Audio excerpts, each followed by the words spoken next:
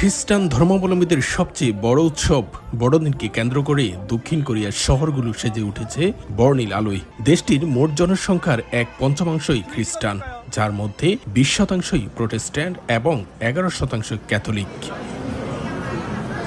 ক্রিসমাসকে কেন্দ্র করে নানা রঙের আলোয় সাজসজ্জায় সেজেছে বিভিন্ন শহর। বিশেষ করে রাজধানী সিউলের মিয়ংদং, দোংদেমুন, লোত্তে টাওয়ার এবং সিউল সিটি হল স্কোয়ারে বসানো হয়েছে বিশাল আকৃতির ক্রিসমাস ট্রি, যা দেশি বিদেশি পর্যটকদের অন্যতম আকর্ষণ। শপিং মলগুলো সাজানো হয়েছে ক্রিসমাস থিমে।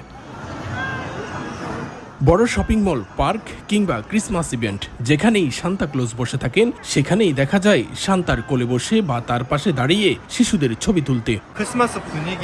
হ্যাপি ক্রিসমাসের সবচেয়ে আনন্দময় মুহূর্তগুলোর একটি হলো এই লাল পোশাকে সান্তা ক্লজ।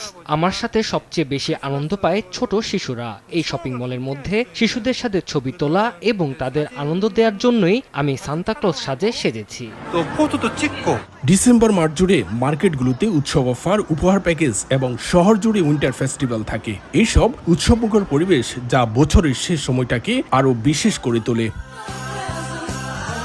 দক্ষিণ কোরিয়া থেকে মোহাম্মদ হানিফ, সময় সংবাদ।